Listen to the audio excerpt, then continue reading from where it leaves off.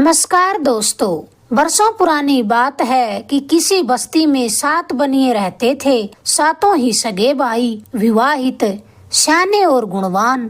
पर बीच वाले भाई के अलावा सारे ही निपुते। बाल गोपाल विहीन उन 7 हवेलियों में बस एक बार थाल बजा था।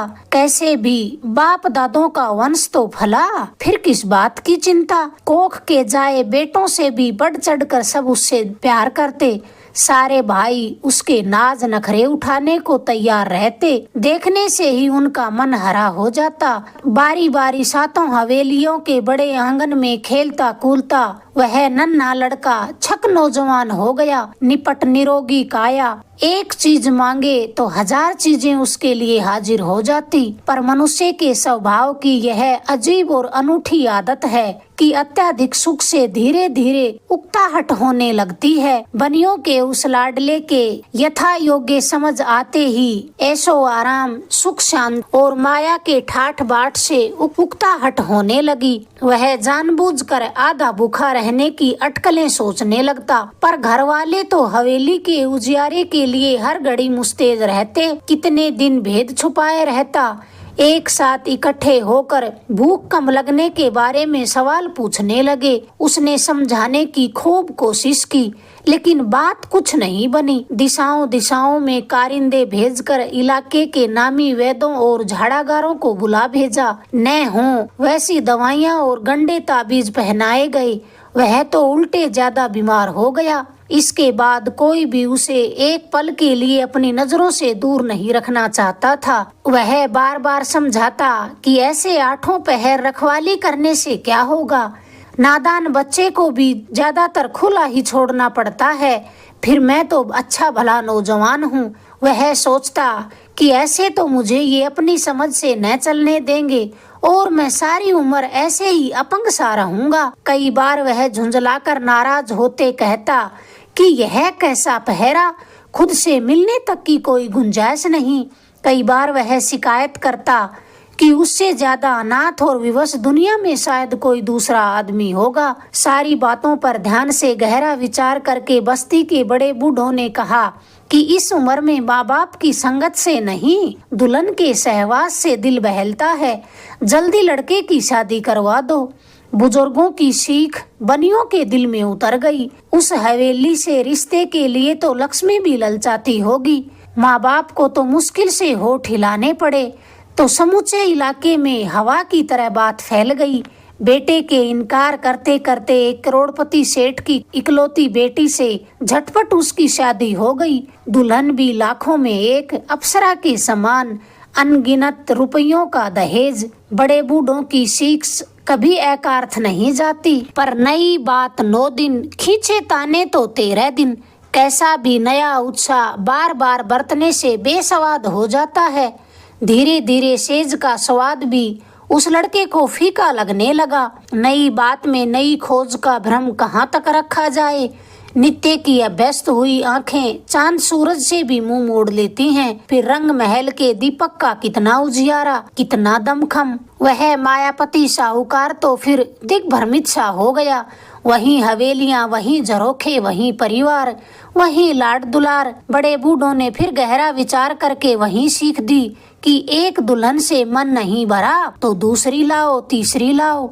ऐसे साहूकार को बेटी देने का गर्व कौन नहीं करता। पर इस बार उस सीख का लिहाज उसने जरा भी न किया। साफ साफ मुकर गया कि ज्यादा जिद की तो हवेली छोड़कर धूनी तापना शुरू कर देगा। घर वालों ने सलाह मशवरा कर उसे तसल्ली से समझा दिया कि बेटा, यह विशाल दौलत खाना देर सवेर तुम्हें ही तो संभालना पड़ेगा। धंधे व्यापार के काम लायक तुम्हारी पूरी उम्र पड़ी है। जितनी जल्दी पारंगत हो जाओगे उतनी ही बरकत होगी। बनिए के बेटे का खाली बैठने से काम नहीं चलता। तब उस नौजवान ने राम जाने क्या सोचकर कह दिया, अपनी यह माया तो पीढ़ियों तक लुटाने पर भी खत्म नहीं होगी। फिर इसे बटोरते रहने में क्या सार है। सनेवश कितना भी विवाद किया जाए पर कोई किसी बात पर सहमत नहीं हुआ। आखिर तंग आकर उस बात को वहीं छोड़ दिया। अधिक तानने पर डोर टूट जाती है। नौजवान के मन में उथल पुथल मची हुई थी कि जल्दी में घी अपने आप ही आ गिरा। आधी रात ढल जाने के बाद दोनों ही पति पत्नी पलंग पर प्रगाढ़ निद्रा में सोए हुए थे, अपने अपने शरीर की सुध बुध बिसराकर। भोर को जगे तो दुल्हन ने मुस्कुराकर घरवाले से कहा, ये नई मस्करी आप कब सीख गए? मेरे सारे जेवर क्यों उतारे? सिर पर आपने रगड़ी भी न छोड़ी। दुल्हन के कहने पर नौजवान को थोड़ा होश आया। उसके गले का कंठा और अंगूठियां भी नहीं है। उसने सोचा कि पति ने मस्करी की और उसने सोचा कि पत्नी ने मस्करी की कि इतने में माँ बाप बदहवास हुए रंग महल में आए। हाँफते हाँफते पूछा, कोई चोरी तो नहीं हुई? ठीक से अपने अपने जेवर तो संभालो, जेवर हूँ तो संभाले। चोरों ने तो शरीर पर कुछ भी नहीं छोड़ा। हवेली में सेंध लगी हुई थी। थोड़ी देर में भयंकर हाहाकार मच गया। सातों भाई हक्के बक्के इधर उधर चक्कर काटने लगे। हवेली की सारी माया संभाली, दूसरी कोई तजबीज न बैठी तो चोरों ने दोनों के जेवर ही उतार लिए। लाखों की माया चली गई। कुछ तो होश रखना था।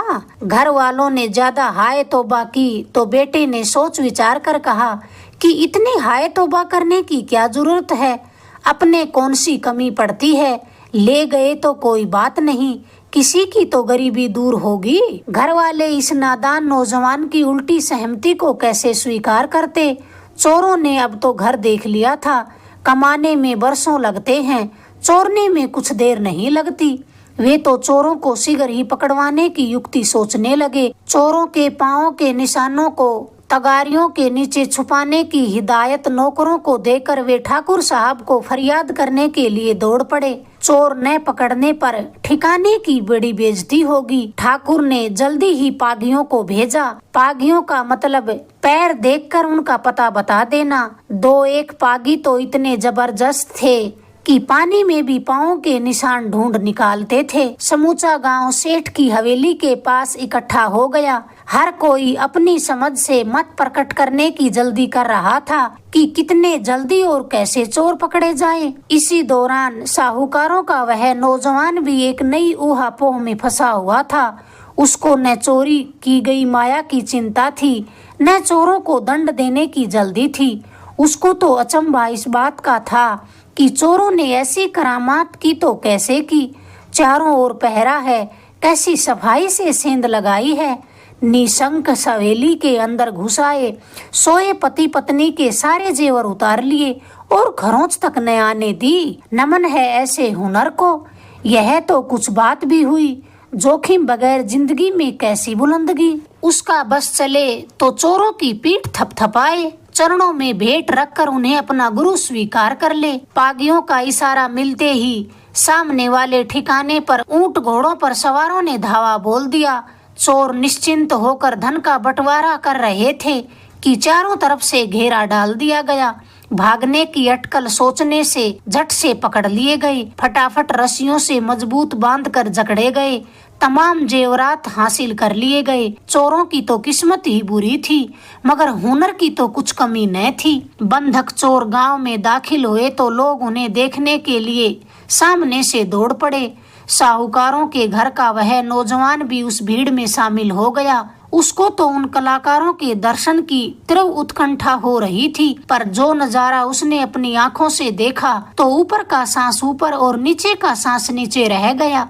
कमर तक एक पुराना कपड़ा लपेटा हुआ, नंगे पैर, उधड़े बदन, दोनों हाथ पीठ के पीछे बंधे हुए, कमर में एक लंबा सा रस्सा बंधा हुआ जिसे 5-7 आदमी मजबूती से पकड़े हुए। चोरों के दाएं बाएं दो दो जवान कंटीली टहनियों से उन्हें मारते चले आ रहे थे। चोरों के समूचे बदन लहूलुहान हो रहे थे। चीखना चिल्लाना तो दूर, चोरों ने तो चूं तक न किया। सेठों के घर का लाडला भीड़ के साथ ठिकाने पर पहुंचा। चोरों को पहचानते ही ठाकुर साहब ने दांत पीसकर दहाड़ती हुई आवाज में कहा, कमसलो, अधमरा करने के बावजूद तुम लोगों ने फिर मेरे ठिकाने में चोरी की? नीची गर्दन किए चोर चुपचाप खड़े रहे। उस सवाल का कोई भी जवाब उनके पास नहीं था। उनके मौन से ठाकुर साहब के गुस्से में मानो पलीता लग गया हो। हाजरियों को हुक्म दिया कि ऐसे इनकी अकल ठिकाने नहीं आएगी। खाट पर बांधकर अच्छे से धुनाई करो, फिर भी न माने तो सिर पर आग बांध दो। खाट पर बांधने का विकट नजारा देखते ही सेठों के उस बेटे के दिमाग में मानो कोई विस्फोट हुआ हो। वह लपक कर चोरों के पास पहुंचा, हाजिरियों के सामने देखते लड़खड़ाती आवाज में बोला, खोल दो इनको, हाथ लगाने की जरूरत नहीं है, मुझे चोरी में से कुछ वसूल नहीं करना है। उसकी आवाज से मानो एकदम सन्नाटा छा गया, सबकी जबान मानो तालू से चिपक गई हो। सातों भाइयों के दिमाग भी चकराने लगे। अगर इस मौके पर ठीक से पैरवी न की तो हवेलियों की नींवें अपने सही ठिकाने पर भी नहीं मिलेंगी। चोरों को तो इतना ही बहाना चाहिए। नौजवान के बाप ने तो बात संभाले ही संभाली, वरना डोर हाथ से छूट जाएगी। उसके दिमाग में मानो राख में दबी पड़ी आग चेतना हुई। वह बदहवास सा बेटे के पास आया, थूक उछालते हुए बोला, जिस दिन हाथों से कमाकर माया इकट्ठी करेगा तभी चोरों को छोड़ना, मैं तो इन्हें भरपूर सजा दिलाऊंगा। बेटे को आज तक किसी ने किसी बात के लिए नहीं टोका था। पहली बार बाप के मुंह से टोकना सुनकर एक बार तो हक्का बक्का हो गया, पर चोरों की स्थिति देखकर उसे जल्दी ही अपना आपा संभालना पड़ा। शांत स्वर में बोला, अब ये कभी चोरी नहीं करेंगे। बाप ने तुरंत प्रत्युत्तर दिया, बेटे इन निर्लजों को कोई लाज शर्म थोड़े ही है, इस तरह मार खाते इनकी उम्र बीत चली है। बेटे ने अचरज से पूछा, क्या इससे पहले भी इन्होंने ऐसी मार खाई थी? बाप ने मुस्कुराकर कहा, ऐसी क्या है, इससे भी ज्यादा इन्होंने मार खाई थी।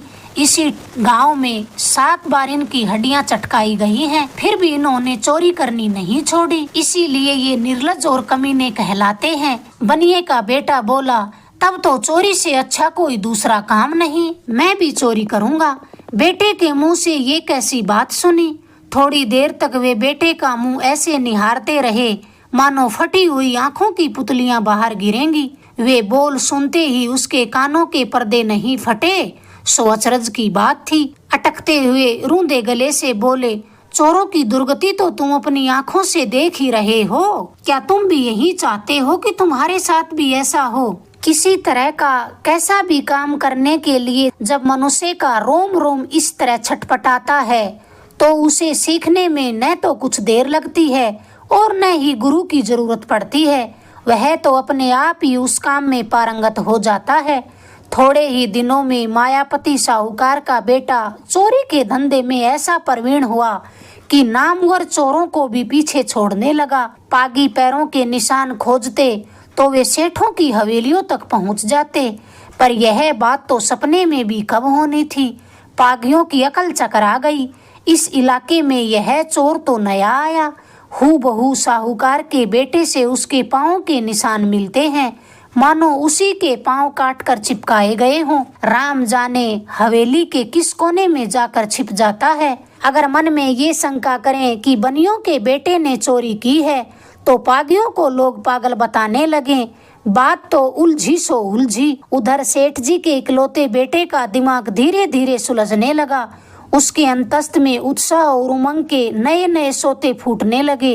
उसे चोरी करने में बहुत अधिक आनंद आने लगा।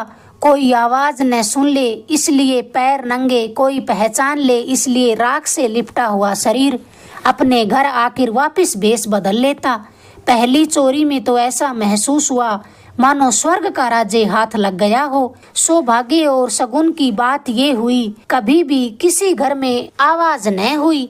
पहले पहले उसे लगता कि गगन के सितारे उसका पीछा कर रहे हैं। हवा में हिलते पेड़ झाड़ियां मानो अभी जोर से शोर करेंगे कि चोर चोर। मानो बाढ़ के कांटे और दीवार की पपड़ियां उसके कदमों की सरसराहट सुन रहे हैं। पर धीरे धीरे उसका सारा डर जाता रहा। अब तो पकड़े जाने पर उन चोरों की भांति वह पिट जाए तो उसको संतोष मिले। खुद पकड़ाने से तो धंधे की मर्यादा घटती है। वह तो चाहता था कि पागी उसका पता लगाएं और वह पकड़ा जाए। तगड़े आसामियों के सिवाय सेठ का बेटा कहीं हाथ न डालता था। तहखाने में छिपाया हुआ धन वह रोज अपने हाथों से संभालता था। इधर सेठ का बेटा ये सोच रहा था कि मन को आनंद तो तब मिले जब ठाकुर के ठिकाने पर चोरी की जाए, मगर उधर समूचे इलाके में उसकी चोरियों से छोटे बड़े सारे चोर उलझन में पड़ गए थे कि यह इतना बड़ा चोर कहाँ से आया। उनका बिना चोरी के बदले मार खाकर अस्थि पंजर ढीले हो गए। चोरी की हो तो हाँ भरे, पागियों की सारी प्रतिष्ठा जाती रही। खुद के दिमाग में जचे बगैर वे मायापति सेठ के बेटे पर शक कैसे कर सकते थे। 1000 चोरों के लिए भी उनकी माया कम नहीं, तब चोरी क्यों करें। किसी चतुर चोर ने यह जबरदस्त युक्ति निकाली, जरूर कोई जादूगर होगा। चोरों ने खुद पीछा करके पकड़ने का उपाय न किया तो गिने दिनों में यह इलाका छूट जाएगा। मन ही मन सारे चोर इकट्ठे हो गए और डटकर पहरा लगाने लगे। साहूकार का बेटा चतुराई से चोरी करके ठाकुर की हवेली की छत से उतरा ही था कि दुबके बैठे चोरों ने झटपट उसे दबोच लिया। न पहचाना तब तक उसकी अच्छी खासी पिटाई की, पर पहचानने के बाद वे उल्टे थर थर कांपने लगे।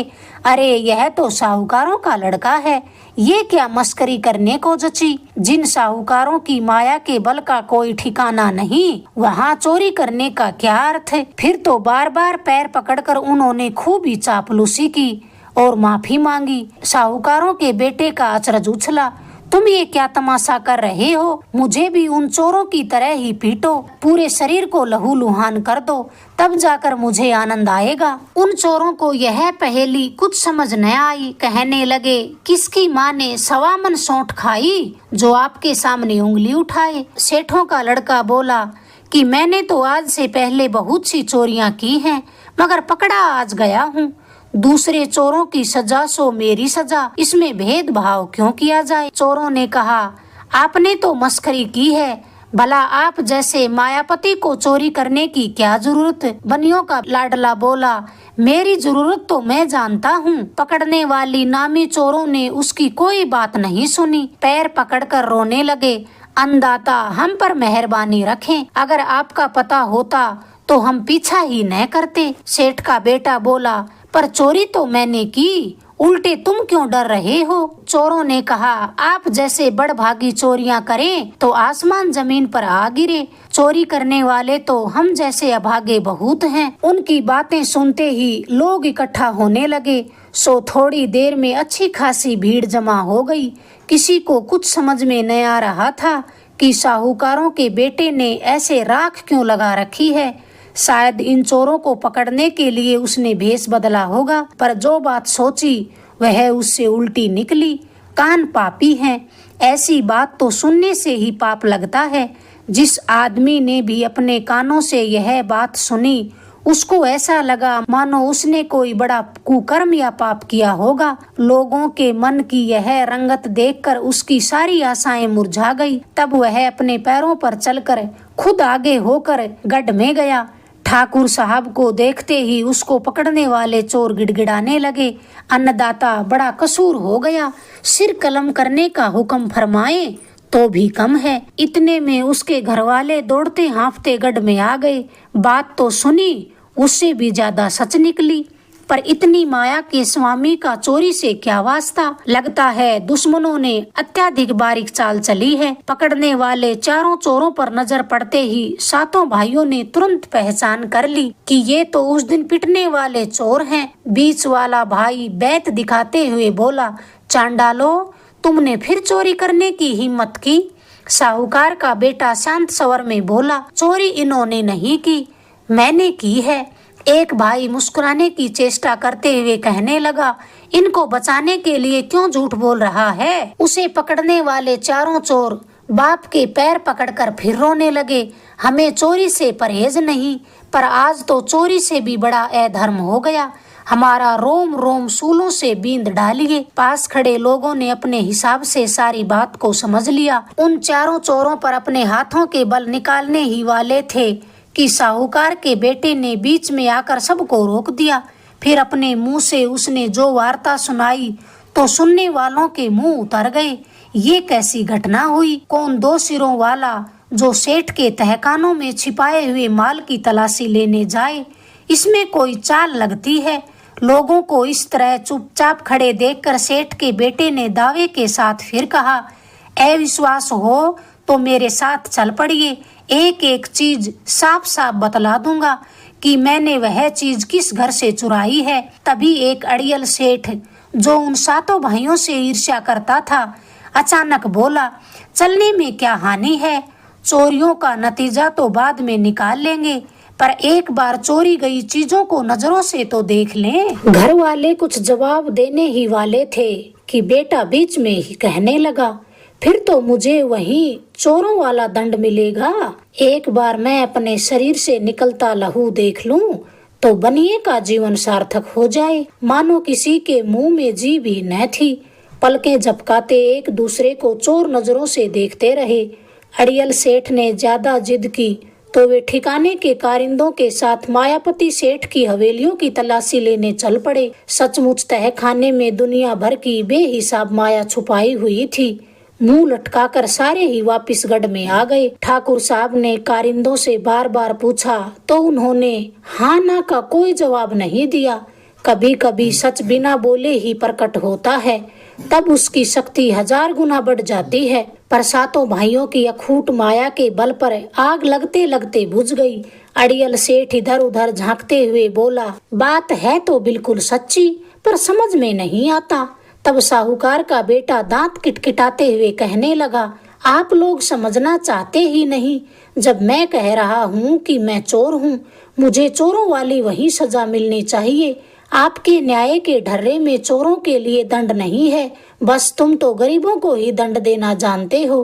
फिर तो उसने खूब ही थोथी बहस की, पर किसी पर कुछ असर न हुआ। सातों भाइयों ने मिलकर अपना मान बढ़ाने के लिए सबका दुगना हर्जाना भर दिया। जिन जिन के घर से सेठों के बेटे ने चोरी की थी, वे सब अपना अपना हर्जान कबूल करके उल्टे ज्यादा ही खुश हुए। उनके माँ बाप जबरदस्त और दुनिया के लोग और भी जबरदस्त। उस इलाके में किसी घर में भले ही कोई और चोरी करे, पर सातों बनिए मनचाहा हर्जाना भर देते और लोग भी उनके सिर पर बांधने लायक। चोरी न होती तो भी चोरी का शोर मचा देते। 2 होठ मिलाने से ही हर्जाना हाथ लग जाता, तो फिर वो पीछे क्यों रहते। इलाके के चोरों की तो किस्मत ही खराब थी। तंग आकर उन्होंने दूसरे राज्य का रास्ता पकड़ लिया। साहूकार का बेटा भीतर ही भीतर घुटने लगा कि मन की मर्जी के मुताबिक तो ये कुछ करने ही नहीं देते, कैसे माँ बाप हैं। माँ ने उदासी का कारण पूछा तो वह पागलों की तरह झुंझलाकर कहने लगा, आप लोग मुझे जीने दोगे या नहीं।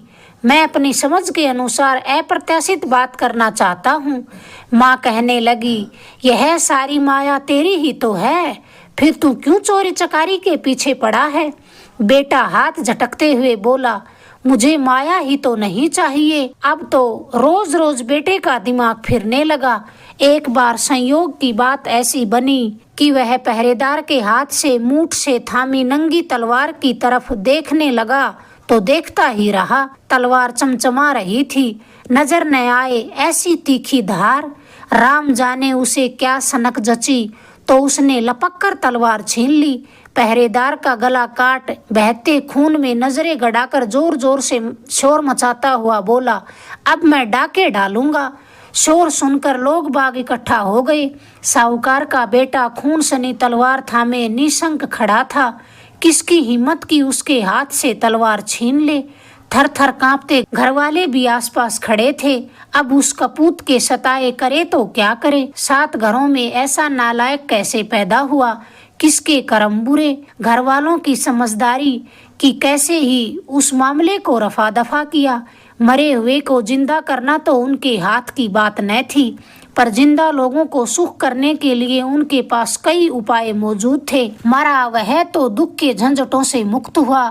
सांप काटने से भी तो अचानक मौत आ जाती है, जिसका सब्र करना पड़ता है। फिर उसने तो मरे हुए के घर वालों के लिए 7 पीढ़ियों का सुख छोड़ दिया। फिर घर वाले क्यों कलह टंटा करते। लोक लिहाज निभाने के लिए रो धोकर अपने हाथों से आंखें पोंछ ली, पर घर के बेटे को समझाना उनके बस की बात न थी। हाथ में नंगी तलवार न होती तो फिर यह समझाने की युक्ति सोचते। उनके देखते देखते 7 हवेलियों का उजियारा गायब हो गया और वे हाथों से इशारा देकर भी उसे न बुला सके। साहूकारों का बेटा डकैत बन गया। समूचे इलाके में उसके डाकों की धूम मच गई। पर माँ बाप हों तो वैसे हों, डाकों का भारी भरकम हर्जाना भरने में कभी उन्होंने कोई कमी नहीं छोड़ी।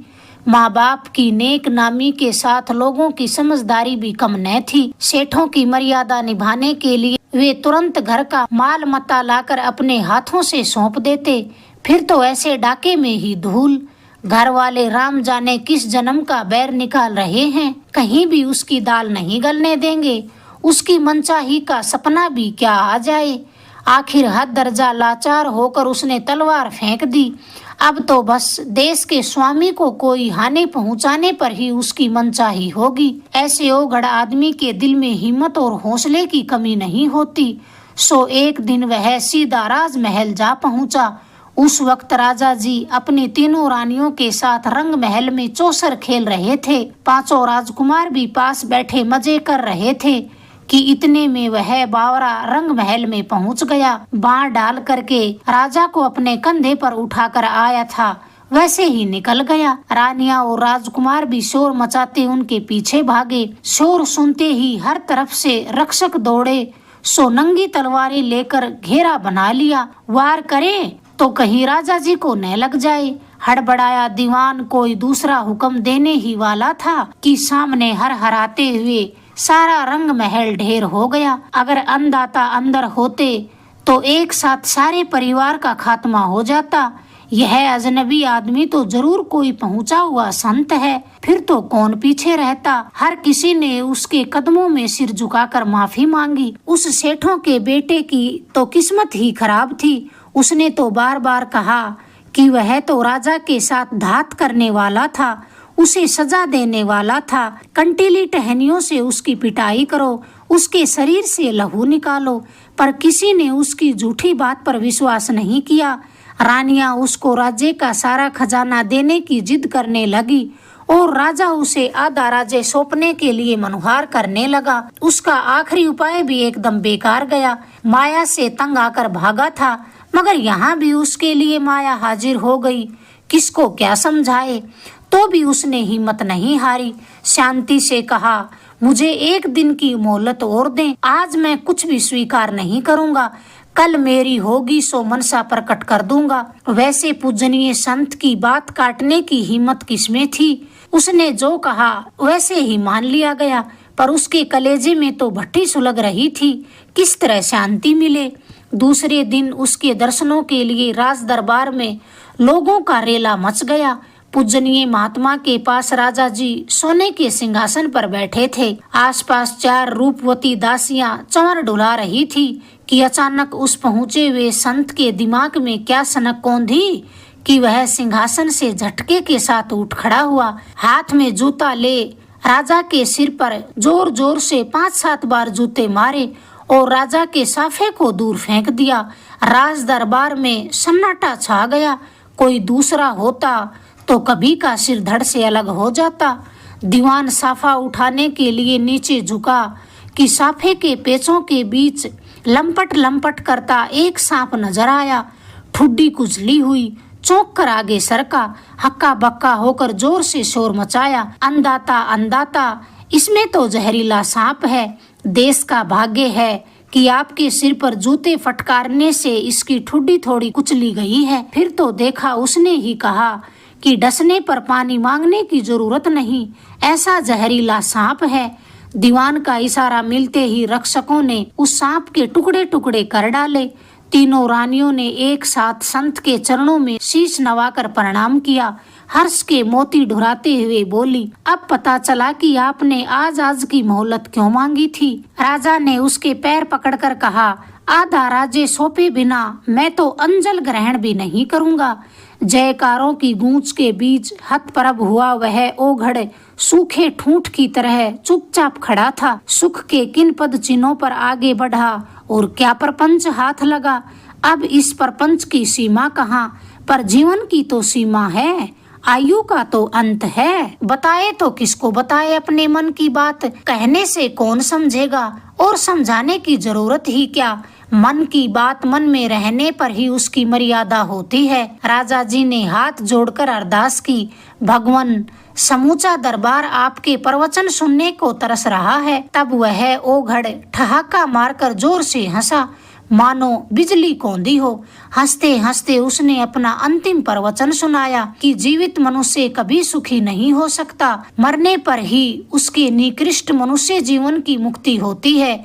जीवन की सार्थकता इसी में है। यह बात कहकर उसने लपक कर रक्षक के हाथ से नंगी तलवार छीन ली और अपने हाथों अपना गला चीर कर खून से सनी तलवार के लिए बिजुके की तरह खड़ा रहा। नीचे पड़े मुंड की हंसी अभी तक मलिन नहीं हुई थी। अगर आपको ये किस्सा पसंद आया, प्लीज चैनल को लाइक करें, शेयर करें, सब्सक्राइब करें। धन्यवाद दोस्तों।